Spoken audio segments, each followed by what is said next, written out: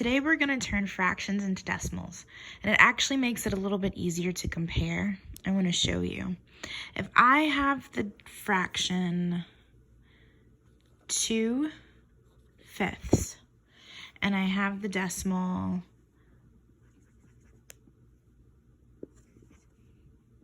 6/10, and I want to know which one's greater, the best, easiest way to do that is to turn this into a decimal, so it's easy to compare.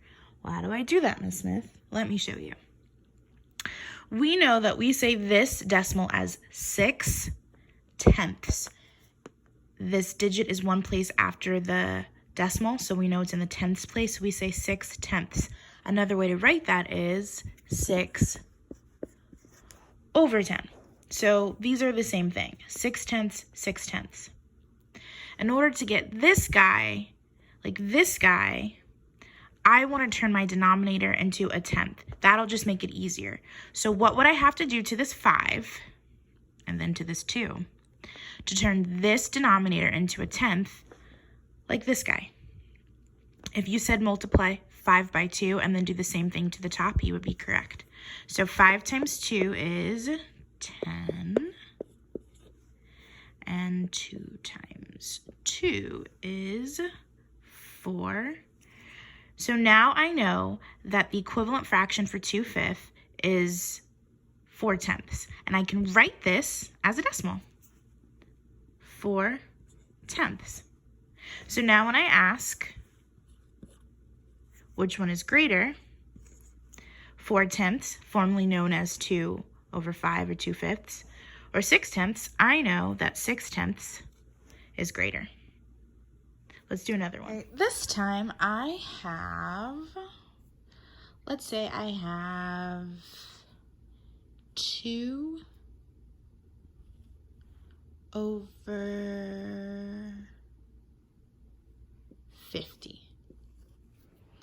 And I want to know what this is as a decimal, so I can see if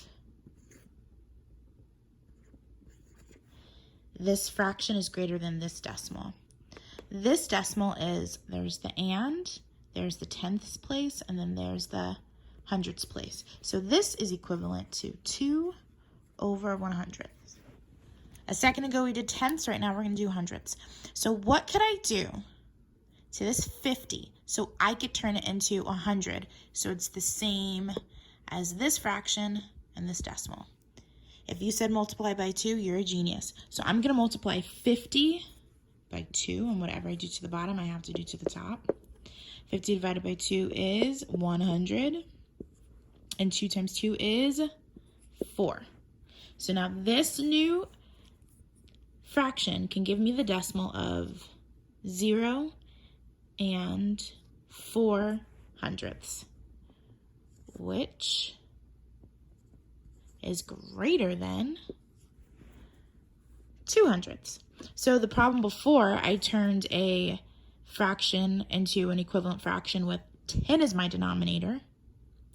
This time I turned my fraction into an equivalent fraction with 100 as my denominator. I'm going to do 2 more. All right, these are the next 2 we're going to do.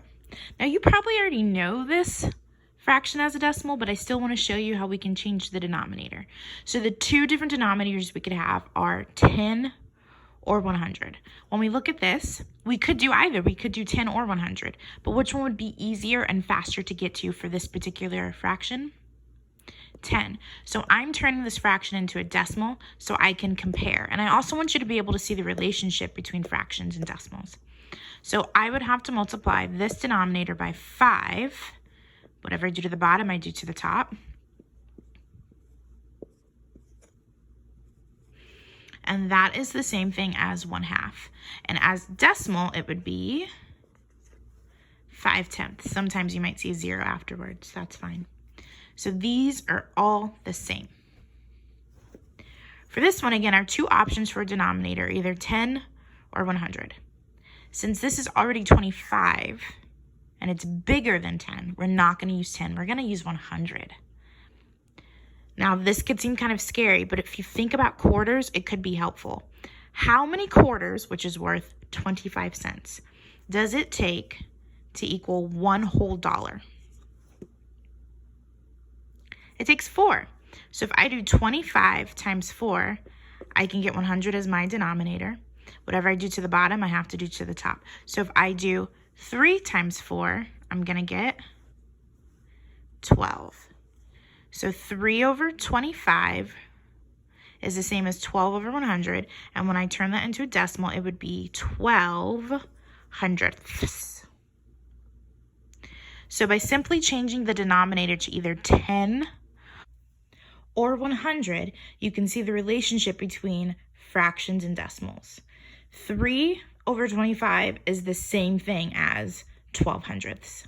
1 over 2 is the same thing as 5 tenths.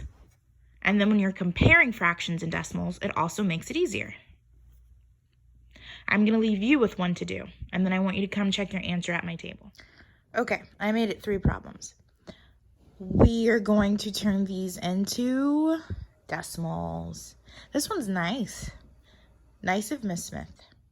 Right now I have 7 over 10, or I could use some 4th grade language and say 7 tenths. This one here I have 8 over 50. That does not sound like a decimal place, so I might have to change. I might have to do some work here and change some denominators. And then I have this guy. Miss Smith didn't talk about this type of guy, but she's hoping you can remember something about money. Try this in your journal and then check your answers at my table.